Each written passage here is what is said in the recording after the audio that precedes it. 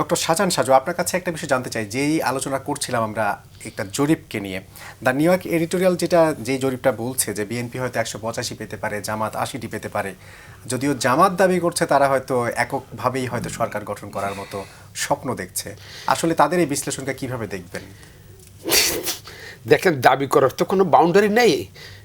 কেউ বিমানে আকাশে চলে যায় লক্ষ লক্ষ মানে মাইল উপরে, আর কেউ মনে করে সেই ক্ষমতা চলে যাচ্ছে, কেউ মনে করে 2/3 মেজরিটি পেয়ে যাবে।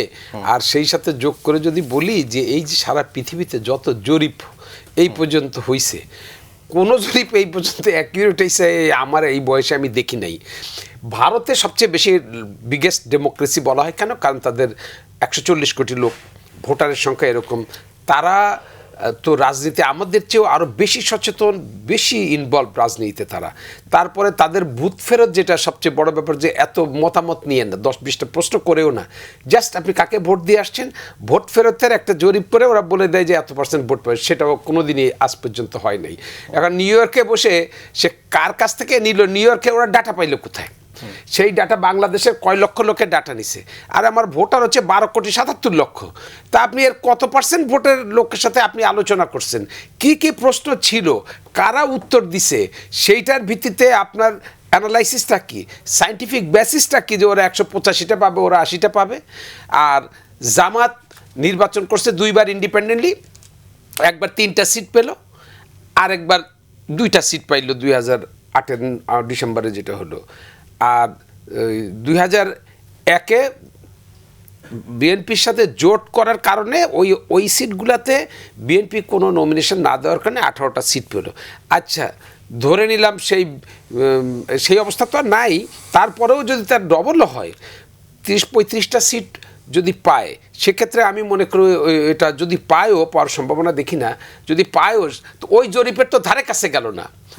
আর বিএনপি 185টা পাবে কি 200 পাইতে পারে, বেশিও পেতে পারে, সেটারও তো কোনো ভিত্তি নাই। আমি মনে করি জনগণ যেটা ভোট দিবে সেটা হবে, আমাদের কালকে বিকাল পর্যন্ত অপেক্ষা করতে হবে।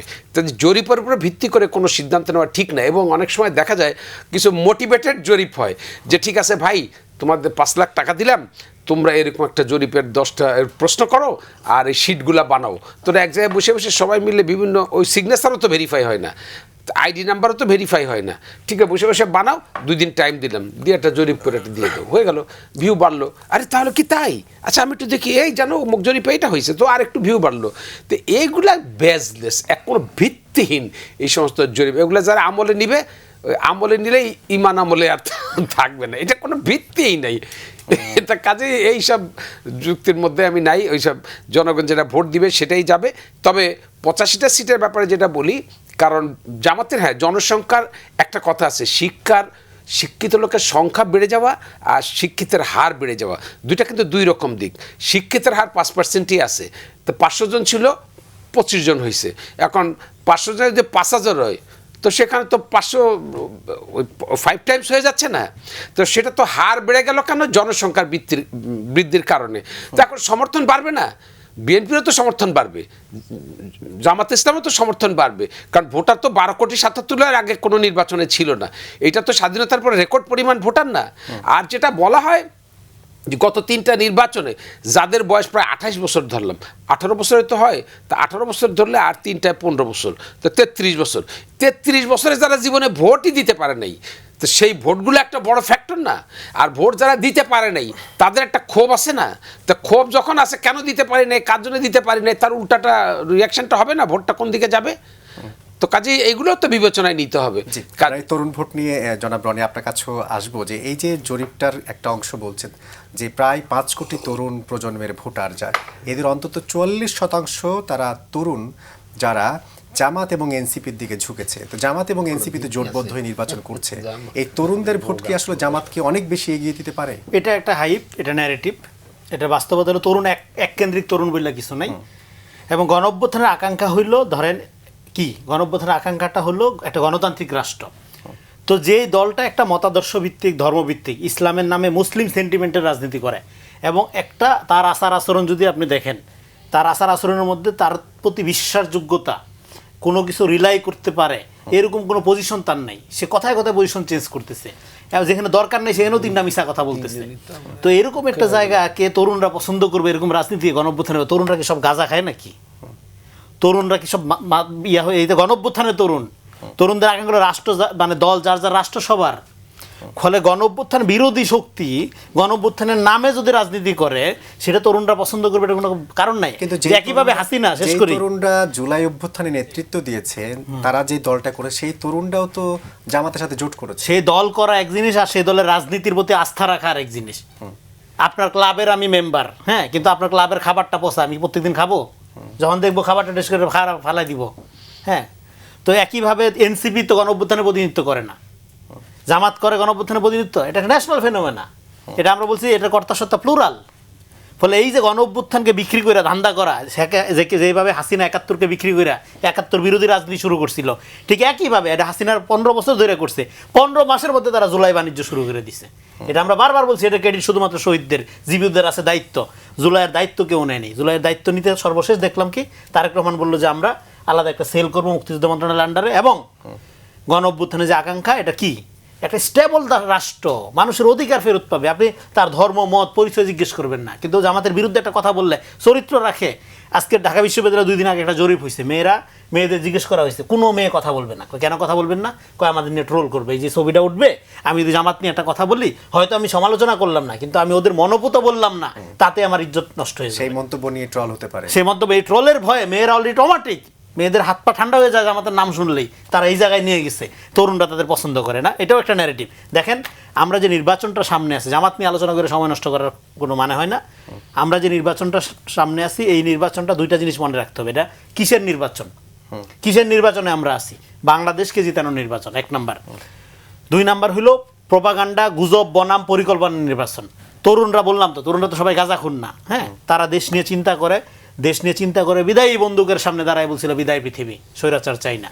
এবং গণতন্ত্র তারা কায়েম করতে চায়, সেটা কি দিয়ে কায়েম করবে? তার জন্য একটা গণতান্ত্রিক দল দরকার। তো জামাত কি গণতান্ত্রিক দল?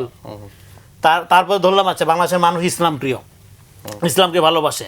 জামাত অলরেডি ইসলাম নিয়ে যেসব কথাবার্তা বলছে, ধরেন ডক্টর ইউনুস, আমিরুল মুমিনিন ডক্টর মোহাম্মদ ইউনুস, এই নাম, বাংলাদেশ একটা ইসলামী এমিরেটস, ধরেন হাইপোথেটিক্যালি একটা শরিয়া কায়েম হয়েছে, 70 ভাগ লোকের ফাঁসি হয়ে যেত, তারা ইসলাম নিয়ে অলরেডি যেসব কথাবার্তা বলছে। তাহলে তারা কি ইসলামী দল? সেটাও বলা যাবে না। তাহলে তারা কি? তারা হইলো ওই হাইপ নির্ভর, এই যখন জোয়ার যেদিকে, হ্যাঁ, ওই যে দেখেন না খেলা যে কোন লেভেলে, ও খেলা পাশা এগুলোর মধ্যে আছে, ও রাজনীতির মধ্যে আছে নাকি? ও খেলাধুলায় ব্যস্ত। রাজনীতি মিন করলে সে জনগণের কাছে যাবে, পজিশন তার এক জায়গায় রাখবে, হ্যাঁ, সে তার জনপ্রিয়তা বাড়ুক বা কমুক, তার একটা মোরাল স্ট্যান্ড পয়েন্ট থাকবে। কোনো স্ট্যান্ড পয়েন্ট আছে? আমরা সমালোচনা করলে আমাদের নিয়ে কী করে দেখেন, আমাদেরকে নিয়ে হেন কোনো অকথ্য ভাষায় সকালবেলা ঘুম থেকে উঠে দেখি আমার নামে হাজার হাজার ভোটো কার্ড। হ্যাঁ, এটা তো কোনো রাজনীতি না। আপনাকে তো এঙ্গেজ হইতে হবে, এই জিনিসগুলো ঠিক করতে হবে, জনগণের বিশ্বাসযোগ্যতা অর্জন করতে হবে। না করে আপনি গণ অভ্যুত্থানের শক্তি কীভাবে হয়ে গেলেন? এটা তো জুলাইয়ের নামে প্রথম প্রতারণা হলো এইটা। জুলাইয়ের ক্রেডিট যে দাবি করবে সে জুলাইয়ের শত্রু, জুলাইয়ের দায়িত্ব যে নিবে সেই জুলাইয়ের বন্ধু। সে দায়িত্ব নেওয়ার কাজটা আমরা তো দেখছি না তাদেরকে করতে। এটার ফলে তরুণরা এটা বুঝতে পারছে, প্রতারিত অলরেডি। তরুণরা প্রতারিত। বিশ্ববিদ্যালয়ে এই যে ছাত্র সংসদ, তারুণ্যের দোহাই দিয়ে আপনি জিতে আপনি বলেন রেজোর ভিত্তিক রাজনীতি চাই না, তারপরে আপনি খেপ খাটতে চলে গেলেন, বিশ্ববিদ্যালয়ে ভূমিকম্পের দোহাই দিয়ে বন্ধ করে দিয়ে আপনি নির্বাচনী জামাত দাঁড়িপাল্লা নির্বাচনী ক্যাম্পেনিং সারা দেশে ঘুরে বেড়াইলেন। এই বিশ্ববিদ্যালয় নির্বাচনী পোলাপানদের সাথে কাঁচা প্রতারণা না, নগদ প্রতারণা। ফলে আরেকটা বিষয় দেখেন, এখানে বিএনপি আন্দোলনটা কেন করছিল, এটা আমি মনে করি ভোট যারা দিবেন তারা এই জিনিসটা মাথায় রাখবেন। বিএনপি কিন্তু ক্ষমতায় যাওয়ার জন্য কোনো আন্দোলন করেনি, এবং আন্দোলনের ফসল হিসাবে বিএনপি ক্ষমতায় যাইতে চায়ও নাই। 5 তারিখে তাকে ক্ষমতা সাদা হয়েছিল, সে বলছে ক্ষমতা জনগণ যদি দেয় তাইলে আমি নিব। গণঅভ্যুত্থানের পরে তাকে যখন ক্ষমতা সাদা হইল 5 তারিখে, তারেক রহমানকে নেতৃত্ব দিয়ে জাতীয় সরকার, সে যে নিল না, সে কেন নিল না? সে নিল না যে জনগণ আমাকে দিবে, আমি জনগণের কাছে যাব, জনগণের ভোটের মধ্য দিয়ে, ভোটের মধ্যে। এই জন্য এই পিপলস এজেন্সি, জনগণের এটা মাথায় রাখতে হবে যে তারেক রহমান কিন্তু আপনার কাছে চলে গেছে, ক্ষমতার কাছে যায়নি, ক্ষমতা দেওয়ার পরেও সে নেয় নাই। ফলে যে ভোটের জন্য, যে ভোটাধিকার প্রতিষ্ঠার জন্য যে দলটা আন্দোলন করেছে, সে তো ওই জায়গায় আছে, সে তো ক্ষমতামুখী না, সে হলো জনগণের এজেন্সি, জনগণকে এম্পাওয়ার করার জন্য সে আন্দোলন করছে। ফলে জনগণ যারা ভোট দিবেন তারা এই জিনিসটা মনে রাখবেন। এটা একটা পয়েন্ট। আরেকটা হলো বিগত দিনে বিএনপিকে মানুষ তো রায় দিয়েছে, ভোট বর্জন করে রায় দিয়েছে। আওয়ামী লীগের লোকও ভোট দিতে যায়নি, বিএনপি বর্জন করে। ফলে বিএনপি তার যে ভোটিং রাইটস, পাওয়ারটা, জনগণের সাথে সম্পর্কটা, আস্থার সম্পর্কটা, এটা প্রোটেক্ট করেছে এন্টার পিরিয়ড ধরে। এবং সর্বশেষ যেটা এখানে 2008 সালে পপুলার ভোট জামাত কত পাইছিল? 32,89,967টা। এটা তার 32 পপুলার কোটি না, 32 লাখ, সরি 32 লাখ। তো 32 লাখ, এই যে এইটা তার হলো পপুলার ভোট ছিল। আচ্ছা, এবার 17 বছরে বিএনপি এবং অন্যান্য গণতন্ত্রীপন্থী দলের মামলার আসামির সংখ্যা কত ছিল? প্রায় 60 লাখের উপরে। আচ্ছা, আপনার 17 বছরে ভোট বাড়ছে, জনসংখ্যা বাড়ছে, যে আচ্ছা ভাই আলাপ করলো, ভোট বাড়ছে ডবল, 3 ডবল, 4 ডবল, 5 ডবল, তাও তো 1 কোটি হয় না, ভোটার তো 12 কোটির উপরে। 12,77 লাখ। হ্যাঁ, তা আপনি কিভাবে সরকার গঠন করেন সকাল বিকাল? আপনি আগে রাজনীতিটা করেন, জি। সরকার গঠন নিয়ে পরে চিন্তা করেন। জনাব দুদু, আমরা তো শুধু ভোট নিয়ে নির্বাচন আলোচনা করছি, এর সাথে তো গণভোটও আছে। এই যে গণভোট সম্পর্কে সাধারণ মানুষের জানাশোনা এখনো অনেকটা কম, যদিও ভোরবেলায় ভোট দিতে যাবেন তারা গণভোট দিবেন।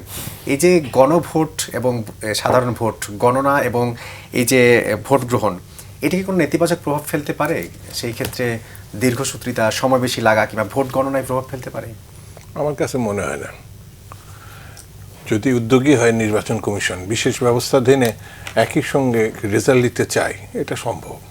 কিন্তু এটার ব্যাপারে মানে শুধু নির্বাচন আর গণভোট, এটা তো দুইটা ভোট হবে, দুইটা ব্যালট হবে, তাহলে পরে এটার ব্যবস্থাপনাটা ওইভাবে রাখতে হবে।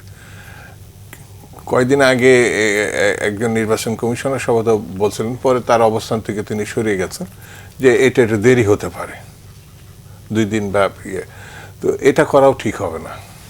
আমাদের দেশে ভোট হয় তাৎক্ষণিকভাবে, মানে উদ্গ্রীব থাকে ভোটাররা যে তারা যে যাকে ভোট দিচ্ছে রেজাল্টটা কি, ফলাফল হ্যাঁ, তাড়াতাড়ি ফলাফল দেখতে চায়। দেখে। যে আর ভোট গণনা শেষ হলো, ভোট গণনা শুরু হবে। হ্যাঁ, যত তাড়াতাড়ি সম্ভব। এমনকি সারা রাত ধরে আমি তো ছাত্র জীবন থেকে ইলেকশনের সঙ্গে যুক্ত, সেই 73 থেকে। তো সবগুলো ইলেকশন এই পর্যন্ত যেখানে আছে, হয় প্রার্থী ছিলাম, আর না হলে পরে এইবার যেমন নির্বাচন পরিচালনার সঙ্গে থাকবো।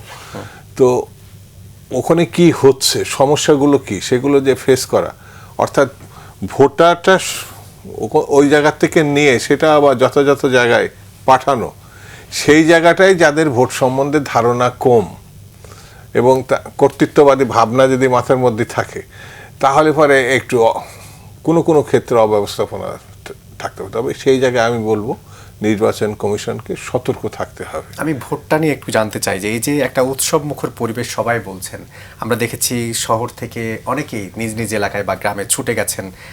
এটা কি আসলে সরকারি ছুটির জন্যই এভাবে এই উৎসব মুখর পরিবেশটা তৈরি হলো, নাকি আসলে সবাই ভোট দেওয়ার জন্যই গেছেন? ভোট তো গত 3টা নির্বাচনে দেয়নি। আমাদের দেশের মানুষ কিন্তু ভোটপ্রিয় মানুষ, যেভাবে বলে, যে কারণে বামপন্থীরা এই যে মানে কি বলে, ভোটের মুখে লাথি মারো, কি একটা স্লোগান দিত, যেটা 70-তেও ছিল। তো ভোটের আগে ভাত চাই, সেটা কিন্তু সফল হয় নাই, কিন্তু তারা খুব জনপ্রিয় ছিল, বিপ্লবের পক্ষে ছিল। ভোটটা মানুষ দিতে চায় তার পছন্দ প্রার্থী, মার্কা, দলকে। সেই জন্যে ভোটটা যদি স্বাভাবিকভাবে না হয়, যদিও এখন অনেক ধরনের কথা বলছে, আমি নিশ্চিত এটা ভালো ভোট হবে। এবং সেই ধরনের নির্বাচন কমিশন, প্রশাসন এ পর্যন্ত বড় ধরনের কোনো ঘটনার মুখোমুখি কিন্তু আমরা এখনো পর্যন্ত হই নাই। আপনি তো অনেক নির্বাচন দেখেছেন, যদি আগের বিভিন্ন নির্বাচনের সাথে এবারের নির্বাচনের মূল পার্থক্যের জায়গাটা কোথায়? পার্থক্য জায়গাটা গণঅভ্যুত্থানের মধ্য দিয়ে মানুষের সরকার প্রতিষ্ঠার জন্য মানে শত শত না হাজার হাজার ছেলে গান পয়েন্টে গিয়ে দাঁড়িয়েছিল, নিজের জীবন বিপন্ন করছে। তাদের প্রতিও যদি আমরা একটুখানি নজর দিই, শ্রদ্ধা জানাই, একটু ভালোবাসা জানাই, তাহলে পরে এই ভোটটা অন্য ভোটের থেকে একটু পার্থক্য করব। অর্থাৎ যারা নির্বাচন সেন্টার দখল করা, বিশৃঙ্খলা সৃষ্টি করে নিজের পক্ষের প্রার্থীকে জিতানো, এই সবগুলো বাদ দিতে হবে। আর যদি বাদ দিতে না পারি, তাহলে এই গণঅভ্যুত্থানের উদ্ভূত যে পরিস্থিতিটা, সেটার প্রতি অশ্রদ্ধা করা হবে। আমার বিবেচনায় এই দিক থেকে আমাদের সকল দলকে, বিএনপি বড় দল, কিন্তু অন্যান্য যে দলই থাকুক, সকল দলকে শান্তিপূর্ণ এবং ভোটাররা যেন নির্বিঘ্নে ভোট দিতে পারে, সেই পরিস্থিতি ধরে রাখার চেষ্টা করতে হবে। এটা না হলে পরে গণঅভ্যুত্থান ছোট হয়ে যাবে আমাদের বিবেচনায়।